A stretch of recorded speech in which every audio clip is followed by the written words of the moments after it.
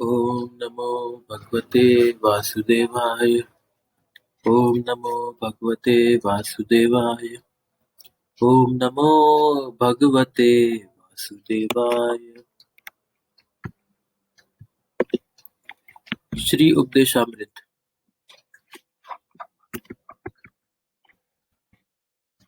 Bye रूप गोस्वामी। आमुख।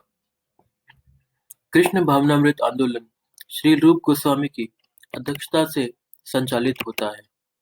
गौड़ीय वैष्णव या बंगाली वैष्णव अधिकांशतया श्री चैतन्य महाप्रभु के अनुयायी हैं, जिनमें से वृंदावन के षट गोस्वामी उनके प्रत्यक्ष शिष्य हैं।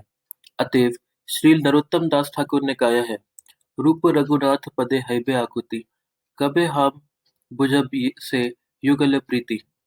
जब मैं गोस्वामियों द्वारा प्रदत्त साहित्य को समझने के लिए उत्सुक होऊंगा, तभी मैं राधा तथा कृष्ण के दिव्य प्रेम व्यवहार को समझने में समर्थ हो सकूंगा। श्री चैतन्य महाप्रभु का प्रादुर्भाव मानव समाज को कृष्ण विज्ञान का वरदान देने के लिए हुआ था। भगवान कृष्ण के समस्त कार्यकलापों में सबसे उत्कृष्ट है गोपियों के साथ उनके माधुर्य की प्रेम की लीलाएं। श्री चैतन्य महाप्रभु गोपियों में श्रेष्ठतम श्रीमती राधा रानी के भाव में प्रकट हुए। अतएव भगवान श्री चैतन्य महाप्रभु के जीवन कार्य को समझने तथा उनके पदचिन्हों का अनुगमन करने के लिए हमें 6 गोस्वामियों श्री रूप, सनातन, भट्ट रघुनाथ, श्री जीव, गोपाल भट्ट तथा दास रघुनाथ का अत्यंत गंभीरतापूर्वक अनुसरण करना चाहिए। श्री रूप गोस्वामी सभी गोस्वामियों के नायक थे। उन्होंने हमारे कार्यकलापों का मार्ग निर्देशन करने के लिए तथा अनुसरण हेतु हमें यह श्री उपदेशामृत प्रदान किया है। जिस प्रकार श्री चैतन्य महाप्रभु अपने पीछे शिक्षाष्टक नाम से 8 श्लोक छोड़ गए थे, उसी तरह श्री रूप गोस्वामी ने हमें श्री उपदेशामृत प्रदान किया है, जिसे हम शुद्ध वैष्णव बन सकें। समस्त आध्यात्मिक कार्यों में मनुष्य का पहला कर्तव्य अपने मन तथा इंद्रियों को वश में करना है। मन तथा इंद्रियों को वश में किए बिना कोई भी व्यक्ति आध्यात्मिक जीवन में प्रगति नहीं कर सकता। इस भौतिक जगत में प्रत्येक व्यक्ति रजोगुण तथा तमोगुण में लिप्त रहता है। मनुष्य को श्री रूप गोस्वामी के उपदेशों पर चलते हुए अपने आप को सत्वगुण के पद तक ऊपर उठाना चाहिए। तभी आगे उन्नति करने के लिए प्रत्येक रहस्य स्पष्ट हो जाएगा। कृष्ण भावनामृत में प्रगति अनुयायी की मनोवृत्ति पर निर्भर करती है। कृष्ण भावनामृत आंदोलन के अनुयायी को पूर्ण गोस्वामी होना चाहिए। वैष्णव जन सामान्यतया गोस्वामी कहे जाते हैं। वृंदावन में प्रत्येक मंदिर के संचालक यही पदवी से जाने जाते हैं। जो कोई कृष्ण का पूर्ण भक्त बनना चाहता है, उसे गोस्वामी बनना चाहिए। गो का अर्थ है इंद्रिया और स्वामी का अर्थ है प्रभु या मालिक। जब तक कोई अपने मन तथा इंद्रियों को वश में नहीं कर लेता, तब तक वह गोस्वामी नहीं बन सकता। पहले गोस्वामी तथा बाद में भगवान का शुद्ध भक्त बनकर जीवन की सर्वोच्च सफलता प्राप्त करने के लिए मनुष्य को श्री उपदेशामृत नामक उपदेशों का पालन करना चाहिए, जिन्हें श्री रूप गोस्वामी ने हमें प्रदान किए हैं। उन्होंने अनेक अनेक अन्य पुस्तकें भी लिखी हैं, यथा भक्ति रसामृत सिंधु, विदग्ध माधव तथा ललित माधव। लेकिन श्री उपदेशामृत नए भक्तों के लिए प्रारंभिक उपदेश है। मनुष्य को इन उपदेशों का पालन अत्यंत दृढ़ता से करना चाहिए, तभी अपना जीवन सफल बनाना अधिक सुगम होगा। हरे कृष्ण। एसी भक्ति वेदांत स्वामी। सितंबर 20, 1975 विश्व रूप महोत्सव, कृष्ण बलराम मंदिर, रमण रेती, वृंदावन। श्लोक 1। वाचो वेगम, मनसः क्रोध वेगम, जिवा वेगम, उदरोपस्थ वेगम।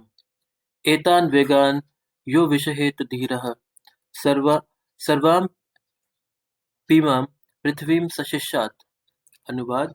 वह धीर व्यक्ति जो वाणी के वेग को, मन की मांगों को, क्रोध की क्रियाओं को तथा जीभ, उदर एवं जननेंद्रियों के वेगों को सहन कर सकता है, वह सारे संसार में शिष्य बनाने के लिए योग्य है।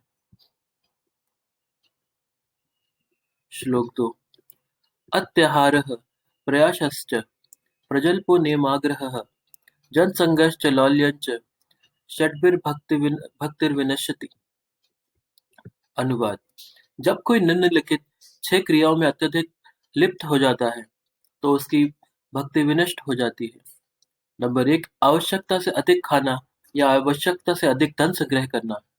नंबर 2 उन सांसारिक वस्तुओं के लिए अत्यधिक उद्यम करना, जिनको प्राप्त करना अत्यंत कठिन है।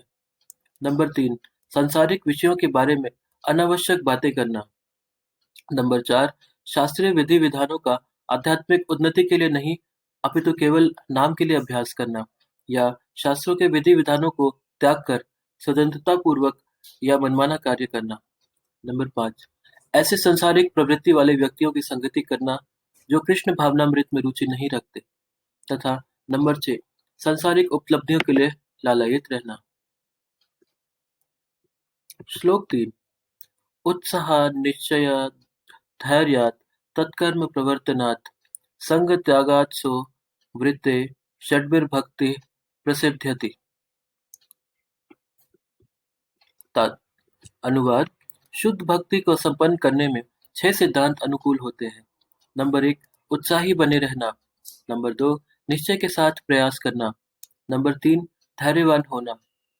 नंबर 4 नियामक सिद्धांतों के अनुसार कर्म करना, यथा श्रवणम कीर्तनम विष्णोः स्मरणम, कृष्ण का श्रवण कीर्तन तथा स्मरण करना। नंबर 5 अभक्तों की संगत छोड़ देना, तथा नंबर 6 पूर्ववर्ती आचार्य के चरण चिन्हों पर चलना। ये छहों सिद्धांत निस्संदेह शुद्ध भक्ति की पूर्ण सफलता के प्रति आश्वस्त करते हैं। श्लोक 4 ददाति प्रतिगृह्णाति गुह्यम् आख्याति पृच्छति भुङ्क्ते भोज्यते चैव षड्विधम् प्रीतिलक्षणम्। अनुवाद दान में उपहार देना, दान स्वरूप उपहार स्वीकार करना, विश्वास में आकर अपने मन की बातें प्रकट करना, गोपनीय ढंग से पूछना, प्रसाद ग्रहण करना तथा प्रसाद अर्पित करना। भक्तों के आपस में प्रेमपूर्ण व्यवहार के ये 6 लक्षण हैं।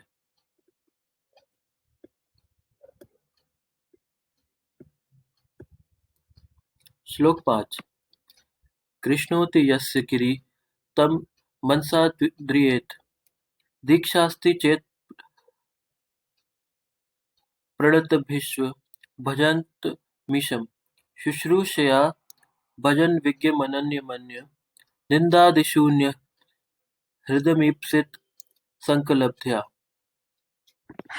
अनुवाद मनुष्य को चाहिए कि जो भक्त भगवान कृष्ण के नाम का जप करता है, उसका मन से आदर करे। उसे चाहिए कि वह उस भक्त को सादर नमस्कार करे जिसने आध्यात्मिक दीक्षा ग्रहण कर ली है और जो अर्चा विग्रह के पूजन में लगा हुआ है। एवं उसे चाहिए कि वह उस शुद्ध भक्त की संगति करे और श्रद्धापूर्वक उसकी सेवा करे जो अनन्य भक्ति में आगे बढ़ा हुआ है और जिसका हृदय दूसरों की आलोचना निंदा करने की प्रवृत्ति से सर्वथा विमुख है।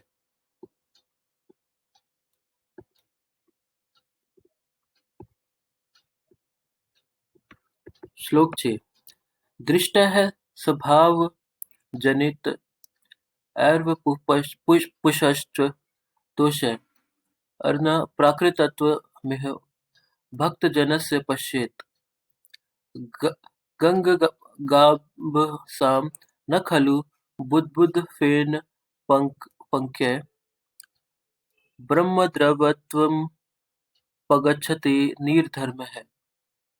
अनुवाद अपनी मूल कृष्ण भावना भावित स्थिति में रहते हुए शुद्ध भक्त अपने आप को शरीर नहीं मानता है।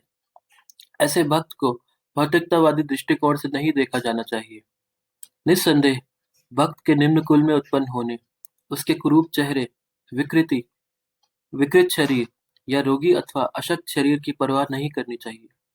साधारण दृष्टि से ऐसे दोष शुद्ध भक्त के शरीर में प्रकट दिख सकते हैं, लेकिन इन सब दिखने वाले दोषों के बावजूद शुद्ध भक्त का शरीर कभी दूषित नहीं हो सकता। यह ठीक गंगाजल के समान है, जो कभी-कभी वर्षा ऋतु में बुदबुदे, फेन तथा कीचड़ से पूरित हो जाता है, किंतु कभी दूषित नहीं हो सकता। अतएव जो लोग आध्यात्मिक ज्ञान में उन्नत हैं, वे जल की अवस्था का विचार किए बिना गंगा में स्नान करेंगे।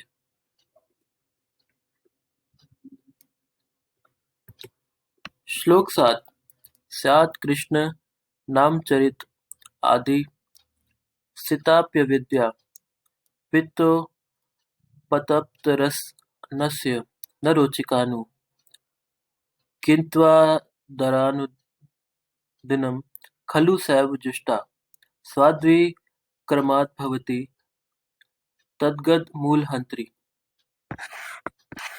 अनुवाद। कृष्ण का पवित्र नाम, चरित्र, लीलाएं तथा कार्यकाल सभी मिश्री के समान आध्यात्मिक रूप से मधुर हैं। यद्यपि अविद्या रूपी पीलिया रोग से ग्रस्त रोगी की जीभ किसी भी मीठी वस्तु का स्वाद नहीं ले सकती, लेकिन यह आश्चर्य की बात है कि इन मधुर नामों का नित्य सावधानी पूर्वक कीर्तन करने से उसके जीभ में प्राकृतिक स्वाद जागृत हो उठता है और उसका रोग धीरे धीरे समूल नष्ट हो जाता है। श्लोक 8 श्लोक 8 तन्नाम रूपचरित आदि सुकीर्तनानु स्मृत्योः क्रमेण रसना मनसि नियोज्य तिष्ठन् व्रजे तदनुरागी जन्नानुगामी कालम नयेदखिलमित्युपदेश सारम। अनुवाद। समस्त उपदेशों का सार यही है कि मनुष्य अपना पूरा समय 24 घंटे भगवान के दिव्य नाम, दिव्य रूप, गुणों तथा नित्य लीलाओं का सुंदर ढंग से कीर्तन करने तथा स्मरण करने से लगाए, जिससे उसकी जीभ तथा मन क्रमशः व्यस्त रहें। इस तरह उसे व्रज, गोलोक, वृंदावन धाम में निवास करना चाहिए और भक्तों के मार्गदर्शन में कृष्ण की सेवा करनी चाहिए। मनुष्य को भगवान के उन प्रिय भक्तों के पद चिन्हों का अनुगमन करना चाहिए जो उनकी भक्ति में प्रगाढ़ता से अनुरक्त हैं। श्लोक 9 वैकुंठा जनितो वरा मधुपुरी तत्रापि रासोत्सवाद वृंदारण्यमुदारपाणिर्मणात्रापि गोवर्धनः राधाकुंड मिहापि गोकुलपतेः प्रेमामृत प्लावनात् कुर्यादस्य विराजतो गिरितटे सेवां विवेकी नकः। अनुवाद। मथुरा नामक पवित्र स्थान आध्यात्मिक दृष्टि से वैकुंठ से श्रेष्ठ है, क्योंकि भगवान वहां प्रकट हुए थे। मथुरापुरी से श्रेष्ठ वृंदावन का दिव्य वन है, क्योंकि वहां कृष्ण ने रासलीला रचाई थी। वृंदावन से भी श्रेष्ठ गोवर्धन पर्वत है, क्योंकि इसे श्री कृष्ण ने अपने दिव्य हाथ से उठाया था और यह उनकी विविध प्रेममयी लीला का स्थल रहा।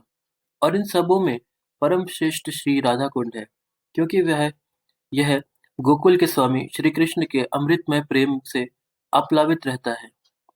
तब भला ऐसा कौन बुद्धिमान व्यक्ति होगा जो गोवर्धन पर्वत की तलहटी पर स्थित इस दिव्य राधा कुंड की सेवा नहीं करना चाहेगा।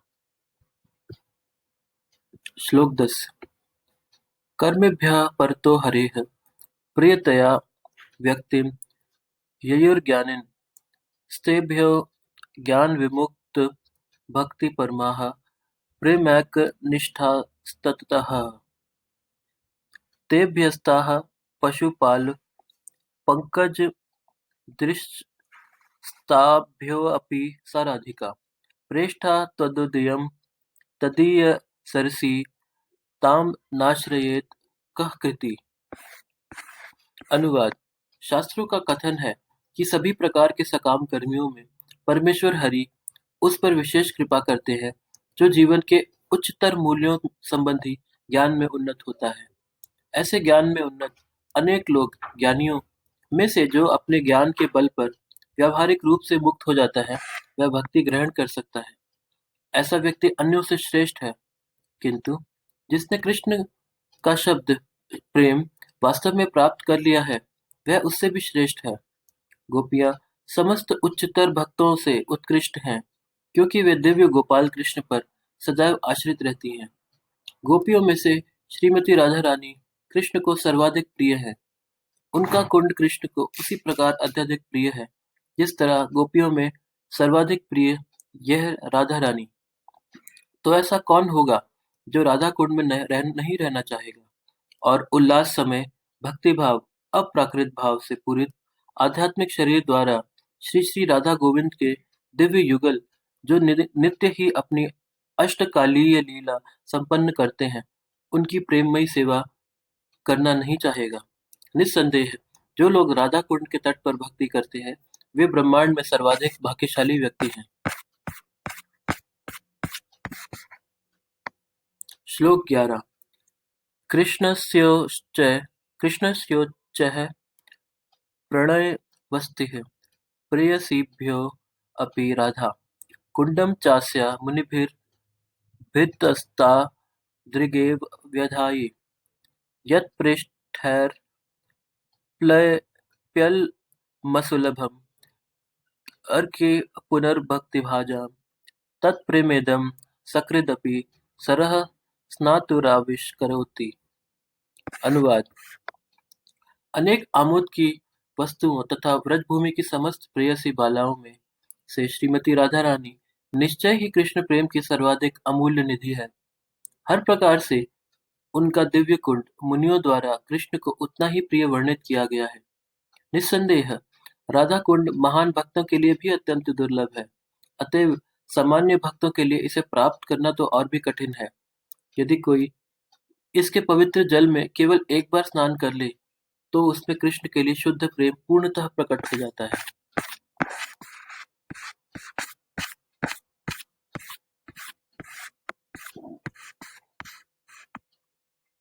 हरे कृष्णा। यह किताब एक ऐसी मार्गदर्शिका है जो 5 शताब्दियों से चले आ रहे सार रूप आध्यात्मिक ज्ञान को प्रस्तुत करती है। किस प्रकार गुरु को स्वीकार करना चाहिए, किस प्रकार योग साधना करनी चाहिए, कहाँ निवास करना चाहिए इत्यादि सभी प्रकार के निर्देश आप इस अनमोल किताब में पाएंगे, जो मूल रूप से मध्यकालीन भारत के महानतम आध्यात्मिक प्रतिभाशाली संत श्रील रूप गोस्वामी द्वारा संस्कृत में लिखी गई है। अब श्रील रूप गोस्वामी की गुरु शिष्य परंपरा में आने वाले उनके आधुनिक उत्तराधिकारी श्री श्रीमद एसी भक्ति वेदांत स्वामी प्रभुपाद द्वारा भाषांतरित की गई और समझाई गई यह पुस्तिका श्री उपदेशामृत आध्यात्मिक पूर्णता प्राप्त करने के मार्ग पर अग्रसर सारे साधकों को प्रकाश प्रदान करने के लिए प्रस्तुत की गई। हरे कृष्णा कृष्णा कृष्णा हरे हरे, हरे राम राम राम हरे हरे।